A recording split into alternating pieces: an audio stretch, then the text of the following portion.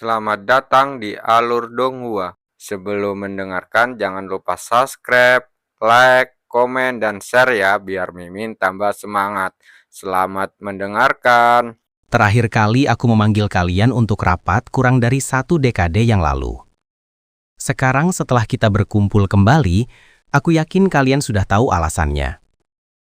Suaranya lembut, tetapi seolah datang dari lubuk jiwa terdalam. Suaranya juga begitu jernih, hingga menyerupai goresan di jiwa.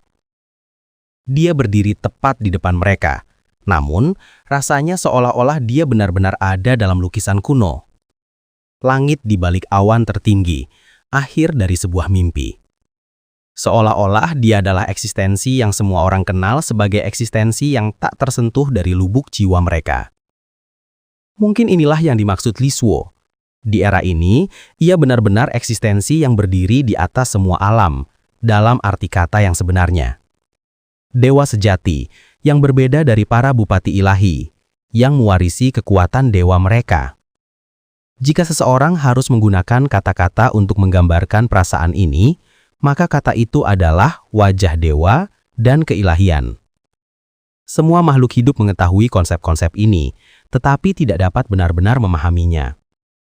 Seperti yang kalian semua ketahui, kami akhirnya membuka lorong spasial menuju tanah suci abadi selama ritual pembobolan kehampaan sebelumnya, yang juga merupakan upaya ke-31 yang menjadi sejarah, kekuatan, dan kehendak Abyss. Para pionir kita telah berhasil memasuki tanah suci abadi melalui lorong spasial ke-30.011 ini. Meskipun mereka sudah tahu tentang ini mematahkan rumor palsu yang telah sirna, karena kata-kata itu telah keluar dari mulut Kaisar Yuan sendiri. Untuk sementara waktu, gelombang emosi menerjang hati semua orang, baik bupati ilahi tertinggi maupun praktisi mendalam terendah. Mereka tahu betul apa artinya ini. Ini berarti perubahan dramatis dalam perjalanan takdir dan perpisahan abadi dari mimpi buruk yang berupa debu jurang. Ini berarti usaha mereka selama 1.000.000 tahun akhirnya membuahkan hasil. Hal ini terutama berlaku bagi Raja Naga. Wajah tuanya bergetar, bibirnya terbuka dan tertutup tanpa sadar, dan mata tuanya begitu kabur hingga ia hampir tidak bisa melihat apapun. Namun, ia masih berada di hadapan Kaisar Yuan. Mereka semua juga begitu. Betapapun gelisahnya mereka, tak seorang pun kehilangan kendali atas emosi mereka, atau bereaksi dengan cara yang tidak menyenangkan. Perubahan yang terlihat hanyalah mata mereka, semuanya membara seperti api neraka. Dekrit suci Kaisar Yuan meredakan debu dan mengumumkan titik balik dan kelahiran baru Abyss. Apa arti kelahiran baru ini bagi tanah suci abadi? Tak seorang pun peduli. Tak seorang pun bahkan memikirkannya. Tak seorang pun kecuali satu-satunya raja sejati dari tanah suci abadi, pria yang semua orang lihat, namun tak seorang pun mengenalinya. 30.011 percobaan, kontribusi dan usaha tak terhitung dari generasi-generasi kerajaan dewa, dan pengorbanan 196.557 pionir. Tanpa mereka, kita tak mungkin menggali lorong satu pun yang akan menuntun kalian pada kelahiran baru. Kaisar Yuan mengangkat telapak tangannya. Jari-jarinya yang sedikit terentang tampak seperti melingkupi seluruh Abyss. Kehormatan dan balasan, sinar fajar yang berasal dari tanah suci abadi, tidak hanya menerangi tanah suci, ia juga menerangi kalian semua. Detak jantung semua orang makin lama makin keras. Dian Rahu, sang bupati ilahi yang paling tidak mahir mengendalikan emosinya, kehilangan ketenangannya terlebih dahulu dan melangkah maju sambil membungkuk. Ia bertanya, "Jika saya boleh bertanya yang mulia, apakah ini berarti kita akan dapat menginjakkan kaki kami di tanah suci abadi pada ritual pembobolan kekosongan berikutnya?" Kaisar Yuan menjawab sambil tersenyum, "Tentu saja." Itu hanya satu kata, tetapi itu adalah kebenaran yang tak diragukan dan tak dapat dibantah. Dian Rahu tiba-tiba mengangkat kepalanya, dan ia tampak tidak percaya dengan apa yang ia dengar. Setelah keterkejutan itu berlalu, kegembiraan yang tak terkendali membanjiri ekspresi semua orang. Bahkan para bupati ilahi juga menunjukkan ekspresi yang tidak wajar. 1.000 orang adalah jumlah yang sangat sedikit, mengingat jumlah penduduk kerajaan dewa. Namun jumlah itu jauh melampaui ekspektasi mereka. Setiap 50 tahun, kerajaan dewa dan para naga akan bersatu untuk melaksanakan ritual penembusan kekosongan.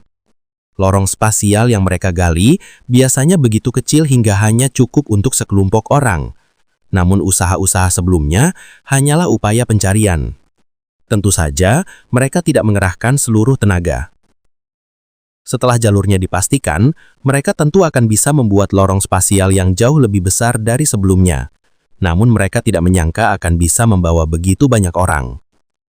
Untuk pertemuan Tanah Suci ini, setiap kerajaan dewa diperkenankan membawa 100 orang ke Tanah Suci. Mereka mengira ini adalah petunjuk dan pemberitahuan awal. Mereka mengira ini adalah cara Tanah Suci untuk mengatakan bahwa mereka dapat mengirimkan 100 orang ke Tanah Suci Ababi. Namun untuk pertama kalinya, kebenaran ternyata jauh lebih menyenangkan daripada dugaan mereka. Sejujurnya, kuota 1.000 orang memang terbilang sedikit, namun jumlah itu sudah cukup untuk menampung semua anggota inti kerajaan dewa. Selama anggota inti mereka masih ada, kerajaan dewa akan mampu menetap, berakar, dan berkembang biak tanpa hambatan di Tanah Suci Abadi. Ritual pembobolan kekosongan berlangsung setiap 50 tahun sekali. Ini berarti setiap kerajaan dewa dapat memindahkan 1.000 orang ke Tanah Suci Abadi setiap 50 tahun. Ini berarti bahwa mereka hanya dapat memindahkan 20.000 orang ke Tanah Suci Abadi dalam 1.000 tahun atau 200.000 dalam 10.000 tahun. Ini tidak penting, apalagi dipentingkan dari perspektif sudut pandang orang-orang yang mementingkan ketimpangan sosial. Mereka berpikir bahwa mereka yang lemah selalu dapat dikorbankan dan dibuang tanpa berpikir. Meskipun mereka yang lemah adalah mereka yang lebih membutuhkan Tanah Suci Abadi daripada yang kuat, yang setidaknya memiliki sedikit ketahanan terhadap debu jurang. Raja Naga langsung berlutut di tanah sementara air mata mengalir di wajahnya yang tua seperti air terjun. Atas nama semua orang di Ras Naga, Long Ziming mengucapkan terima kasih telah memberi kami kesempatan hidup baru yang mulia. Debu jurang melahap binatang jauh lebih cepat daripada manusia. Jika mereka bisa kembali ke Tanah Suci Abadi, tempat leluhur mereka dulu tinggal, maka Ras Naga mungkin tidak perlu lagi berkubang dalam keputusasaan menghadapi ancaman kepunahan. Di masa depan yang jauh, mereka bahkan bisa kembali menjadi penguasa semua ras. Tanah Suci Abadi memiliki makna yang jauh lebih dalam bagi para naga daripada bagi manusia. Tentu saja kegelisahannya jauh lebih besar daripada 6 kerajaan dewa. Kau tidak perlu bertindak seperti ini, Raja Naga. Kaisar Yuan tersenyum tipis. Tanpa Ras Naga, buah hari ini tak mungkin tercipta. Tak perlu berterima kasih pada yang satu ini. Sejuta pikiran dan emosi berkecamuk di benak Yunte ketika tiba-tiba ia merasakan kehangatan di bahunya. Mengkong Chan menggenggam bahunya pelan sambil menatap ke depan. Ia berkata lirih, "Betapa beruntungnya aku bisa mendapatkan berkah dari leluhurku dan digantikan olehmu Yuan Ar. Saat aku mengirimmu ke Tanah Suci Abadi, ayah ini tak akan menyesal seumur hidup nanti." Yunce tidak menatapnya. Sebaliknya, ia berkata dengan suara pelan, "Aku tidak berani bicara sembarangan tentang masa depan. Tapi, jika aku bisa menginjakkan kaki di Tanah Suci Abadi dengan selamat, maka aku akan melakukan segala daya untuk melindungi semua yang kusayangi, tak peduli berapapun beban yang harus kutanggung, baik jiwa maupun ragaku." Mengkong Chan menepuk bahu Yunce sekali dan tersenyum. "Bagus sekali. Bahkan tanpa menggunakan seni jiwaku, aku bisa tahu betapa seriusnya ucapanmu itu. Aku percaya padamu, Yunar. Baik di Abyss maupun di Tanah Suci Abadi, ayah ini percaya bahwa semuanya akan berjalan sesuai keinginanmu." Tentu saja, Yunce tersenyum barik. Di sudut jauh di belakang rombongan kerajaan Dewa Bintang dan Bulan, Pan Buangwang perlahan mengangkat kepalanya. Semua orang tampak gembira dan bergembira, tetapi tidak baginya. Bahkan tidak ada sedikit pun cahaya di matanya. Tanah Suci Abadi, ya, Ibu, Wu Qing. Dunia tanpa kalian berdua hanyalah jurang kematian tanpa harapan, tidak peduli betapa memesona atau indahnya. Panbutuo, Sanbui, tubuhku ini hidup hanya untuk membalas dendam, dan aku tidak akan membiarkanmu mendapatkan keinginanmu.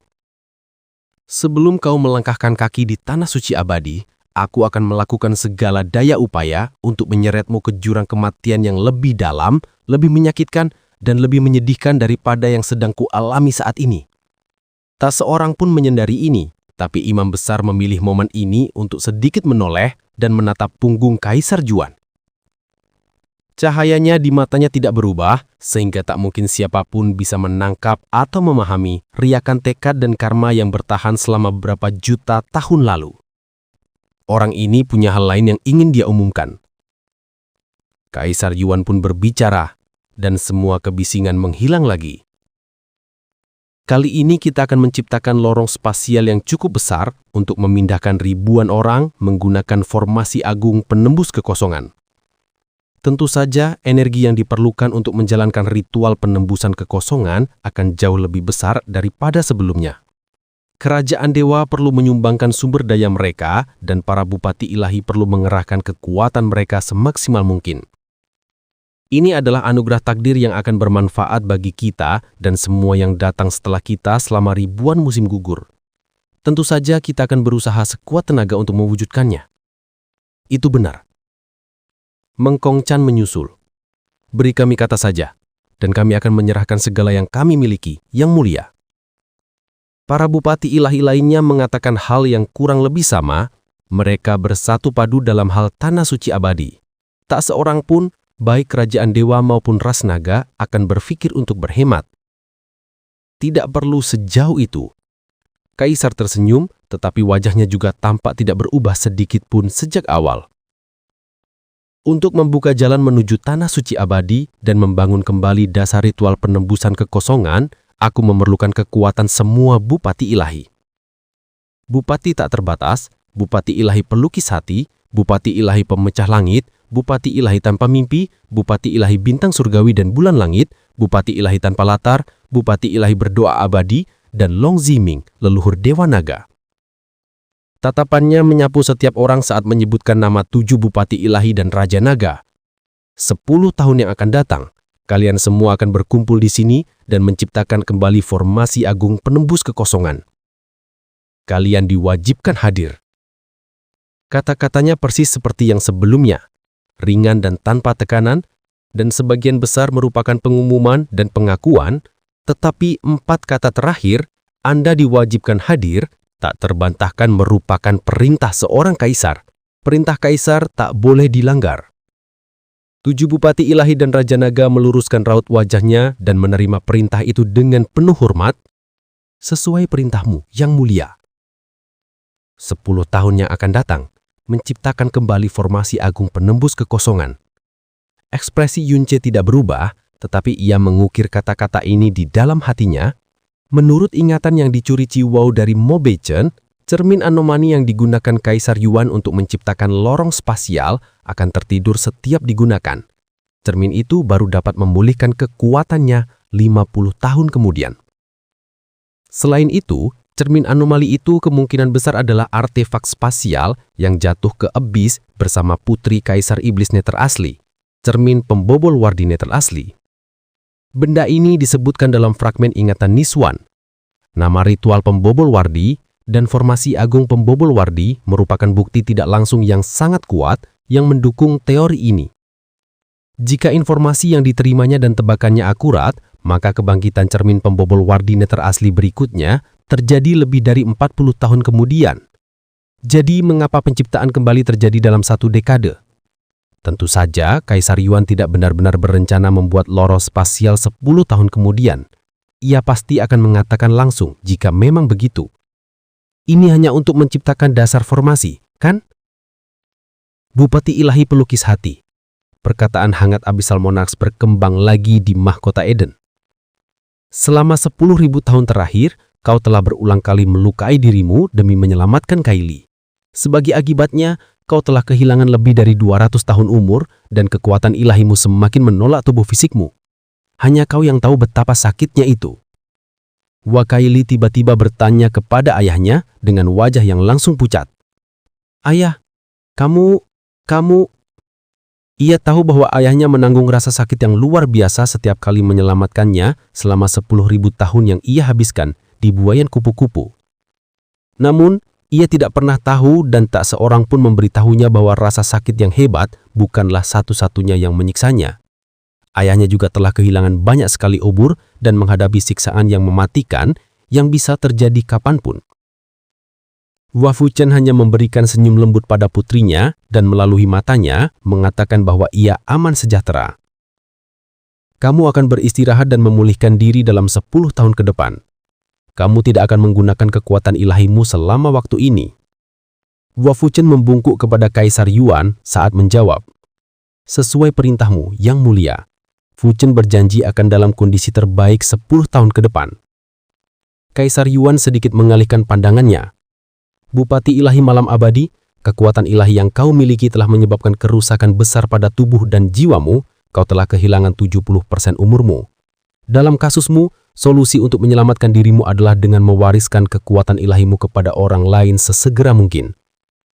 Jika kau mewariskan kekuatan ilahimu sekarang, kau masih punya 260 tahun lagi untuk hidup. Penglihatanmu juga mungkin akan pulih. Tapi jika kau terus berpegang pada kekuatan ilahimu, setiap hari bisa menjadi hari terakhirmu dalam 46 tahun ke depan. Di balik tirai hitam, Bupati Ilahi tanpa latar menjawab dengan suara seraknya. Xin Wui, terima kasih atas bimbinganmu yang mulia. Xin Wui tahu apa yang harus dilakukan. Meskipun ia berkata lain, semua orang tahu bahwa Xin Wui adalah orang terakhir yang mewariskan kekuatan sucinya kepada ahli waris, tak peduli berapapun rasa sakit yang dideritanya dan berapapun umur yang hilang.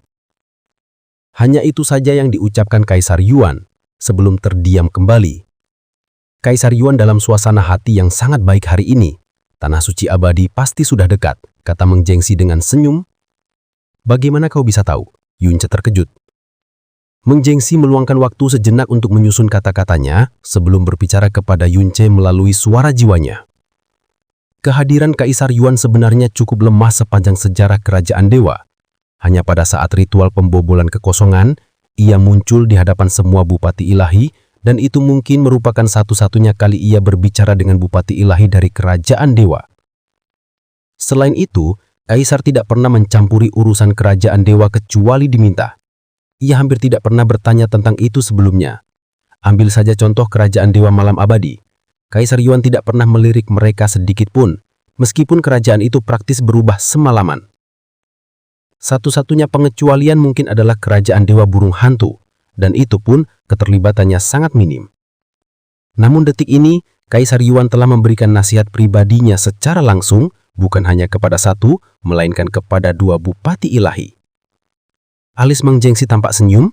Aku lihat paman dan yang lainnya juga terkejut. Yunce menatap Meng Jiangqi saat terdiam.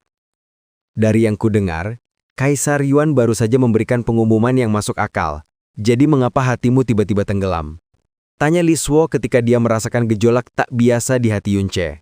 Yunce menenangkan dirinya dan menjawab, "Aku juga tidak tahu." "Kamu tidak?" Yunce berpikir sejenak sebelum menjawab. Kaisar Yuan tidak pernah memperhatikan 6 kerajaan dewa sebelumnya. Tetapi hari ini, dia bersusah payah menasihati 2 bupati ilahi. Dari apa yang saya ketahui tentang kepribadiannya, ini tidak bisa dijelaskan hanya dengan suasana hati yang baik. Saya khawatir ada semacam variabel yang tersembunyi dari perhitungan saya. Li Shuo merenung cukup lama sebelum bertanya. Tapi itu hanya asumsimu kan? Ya. Langkah kakimu terlalu hati-hati. Jika kau harus mengenakan belenggu setiap kali melangkah, kau mungkin akan ambruk di bawah tekanan yang kau berikan pada dirimu sendiri sebelum mencapai tujuan akhir. Mungkin ada pertanyaan yang belum bisa kau temukan jawabannya saat ini, tapi itu tidak apa-apa. Kau bisa mengesampingkannya dulu dan fokus menyelesaikan apa yang membutuhkan perhatian terbesarmu saat ini. Kata-kata Li Shuo membuat Yunce perlahan-lahan merasa rileks. Oke, kau benar. Beberapa saat kemudian, suara Li Shuo yang samar dan seperti peri kembali bergema di lautan jiwa Yunce. Jangan bertingkah kesepian sepanjang waktu Yunce, apalagi menambah beban yang sudah ada di tubuhmu. Di dunia ini, kau bukan sekedar seorang kaisar yang bertanggung jawab menyelamatkan dunia. kau juga seorang ayah dan suami. Putrimu mungkin tak ikut denganmu, tetapi ada ikatan antara kau dan dia yang tak dapat dipisahkan oleh apapun. Suamimu mungkin telah melupakanmu, tetapi ikatan karma dan masa lalu yang terjalin di antara kalian berdua tak dapat terkubur bahkan oleh debu jurang kabut tak berujung. Yunce mengangkat alisnya karena terkejut. Ia tak menyangka akan mendengar hal seperti ini dari Liswo. Pidato yang menyentuh hati. Apakah kau diam-diam membangkitkan sifat ilahi Dewi Pencipta kehidupan yang dikenal sebagai cinta universal saat aku tak menyadarinya? Saya hanya menyatakan fakta yang keduanya kita ketahui. Lupakan. Alis Yunce kembali ke posisi biasanya dan ia bergumam. Jawaban yang membosankan. Akhirnya, kau adalah dirimu sendiri. Apakah itu membosankan? Liswo tampak prihatin dengan evaluasi ini. Setelah hening sejenak ia berbisik. Mereka bukanlah satu-satunya yang mendukungmu. Sukses atau gagal, aku juga akan menemanimu sampai akhir perjalanan ini. Tawa Yunce bergema di lautan jiwanya. Terdengar sedikit jengkel sekaligus menggoda. Aku akan meluangkan waktu untuk mengajarimu seni berbicara saat kita kembali ke dunia asal kita. Tapi perlu kau tahu, kau tidak boleh mengucapkan kata gagal saat menghibur seseorang meskipun semua orang tahu itu kemungkinan nyata. Mengerti, aku sudah mengingatnya. Jawab Liswo dengan lembut. Terlepas dari ketidakmampuan Liswo, tak dapat disangkal bahwa percakapan itu sangat membantu meledakkan gugupnya Yunce. Di saat itulah suara Kaisar Yuan kembali terdengar. Hanya itu yang bisa diumumkan oleh satu orang ini. Demikianlah, pertemuan itu pun berakhir. Meskipun sangat singkat, mengingat kembali pertemuan Tanah Suci tak terhitung dalam sejarah Abyss, Kaisar Yuan hari ini terasa bertele-tele. Yunce menyembunyikan kilatan aneh di matanya. Kaisar Yuan telah mengatakan semua yang ingin ia katakan. Namun ia tidak pernah menyebut Raja Kabut. Selama beberapa tahun terakhir, Yunce telah melakukan segala sesuatu yang bisa dilakukannya untuk menciptakan momentum bagi Kaisar Kabut di kabut tak berujung. Dengan memanfaatkan kemampuan uniknya untuk memanipulasi debu jurang dan kesenjangan informasi antara mereka yang tahu dan tidak, ia berhasil menebar keraguan yang signifikan pada penduduk Abyss dan membuat mereka mempertanyakan apakah Kaisar Yuan benar-benar menyelamatkan dan menciptakan dunia. Akibatnya, keyakinan mereka yang dulu sempurna kepada Kaisar kini tergoncang dan ternodai. Dan erosi ini semakin membesar dari hari ke hari. Keyakinan, tak diragukan, adalah fondasi terbesar dari setiap institusi. Tak ada raja yang tahan terhadap siapapun atau apapun yang merusak keyakinan rakyat kepada mereka. Namun Kaisar Yuan tidak memerintahkan 6 kerajaan dewa untuk menghentikan penyebarannya, bahkan tidak berusaha menjelaskan bahwa Kaisar Kabut hanyalah fitnah. Dari awal hingga akhir, ia tidak pernah menyinggung sepatah kata pun tentangnya. Seolah-olah, ia sama sekali tidak peduli dengan keberadaan Kaisar Kabut atau kerusakan yang ditimbulkannya. Pada saat ini, Imam Besar berbicara. Yang mulia, sudah lama sekali sejak audiensi sebesar ini terjadi. Pembawa dewa dari kerajaan dewa juga telah mengalami beberapa perubahan. Apakah kali ini Anda bertarik untuk mengamati para pembawa dewa? Kecuali ritual penembusan kehampaan yang terjadi setiap 50 tahun sekali, dan hanya dihadiri oleh para bupati ilahi dan raja naga, selalu ada kompetisi pembawa dewa selama pertemuan Tanah Suci formal seperti ini. Tentu saja. Kaisar Abyss tersenyum tipis. Tatapannya tak bergeser, namun seolah menyentuh setiap pembawa dewa secara setara. Pembawa dewa generasi ini bukan hanya fondasi dari kerajaan dewa di masa depan, namun juga tunas-tunas baru yang takdirkan memekar di Tanah Suci abadi selama-lamanya. Penampilanmu hari ini akan menentukan jenis bunga apa yang akan mekar di era pertama Tanah Suci abadi. Di masa lalu, Kaisar Abyss kebanyakan hanyalah seorang pengamat. Ia jarang menyuarakan harapan yang hangat seperti itu. Tentu hal itu membuat mata setiap putra dan putri ilahi berkobar dengan semangat perjuangan. Dia benar. Setelah jutaan tahun pengorbanan dan usaha, mereka akan menjadi generasi pertama putra dewa yang masuk ke Tanah Suci abadi. Mereka juga akan menjadi bupati ilahi pertama yang pernah dinobatkan di Tanah Suci abadi. Kehormatan dan kekayaan seperti itu tentu saja harus disertai pertunjukan kekuatan, keanggunan, dan kemegahan yang luar biasa. Imam Besar menerima perintahnya dengan satu anggukan. Ia lalu melangkah setengah langkah ke depan, mengangkat lengan raksasanya ke udara, dan menjatuhkannya dengan cepat. Sebuah penghalang berkilau langsung turun dari atas dan mendarat di pusat mahkota Eden. Penghalang itu hampir tak terlihat kecuali cahaya seperti perunggu gelap yang mengalir perlahan di permukaannya. Penghalang ini mengisolasi kekuatan, tetapi tidak tubuh. Melewati batas dianggap kalah. Orang yang ditantang bisa menyerah dalam pertarungan, namun mereka tidak bisa menolak tantangannya. Jika tingkat kultivasi para petarung berbeda, petarung yang lebih lemah dapat meminta petarung yang lebih kuat untuk bertarung dengan tingkat kultivasi mereka. Pertarungan ini dimaksudkan untuk memamerkan kemegahan seorang pembawa dewa. Ini bukan pertarungan untuk memperebutkan supremasi, dan niat jahat tidak akan ditoleransi. Pejuang yang menunjukkan kemegahan terbesar dapat menerima permintaan dari Kaisar Abyss sendiri. Aturan yang dibacakan oleh imam kepala singkat dan padat. Setiap kata terasa seperti ramalan. Ia tidak menyebutkan aturan dasar yang dipraktikkan dalam setiap kompetisi, seperti larangan campur tangan eksternal, larangan menggunakan sarana yang bukan milik peserta, larangan menggunakan kekuatan berlebihan secara jahat, dan sebagainya. Bukan hanya karena ia tidak perlu melakukannya, tetapi juga karena tak seorang pun berani melanggar batas mereka tepat di bawah hidung Kaisar Abyss. Penghalang itu lebarnya kurang dari 30 km dan luar biasa kecil. Ukurannya kurang lebih sama dengan arena pertempuran yang dulu diadakan. Jelas dibangun untuk pertandingan cepat. Ini telah dimulai. Meng Kong Chan berkata lembut. Kau bukan putra dewa Yuan. Jadi pertarungan ini tidak ada hubungannya denganmu. Namun, kau harus memperhatikannya dengan saksama. Ini adalah kesempatan terbaikmu untuk memahami para pembawa dewa dari kerajaan dewa. Energi mendalam bukanlah satu-satunya yang mengalir dalam setiap gerakan dan teknik. Ada juga kemauan dan temperamennya. Anda akan memahami hal ini setelah Anda membuat beberapa kemajuan dalam kanon penenun mimpi. Di sisi lain, mata Meng Jiangxi sudah bermandi dengan cahaya perak. Ia tampak bersemangat untuk terjun ke medan perang.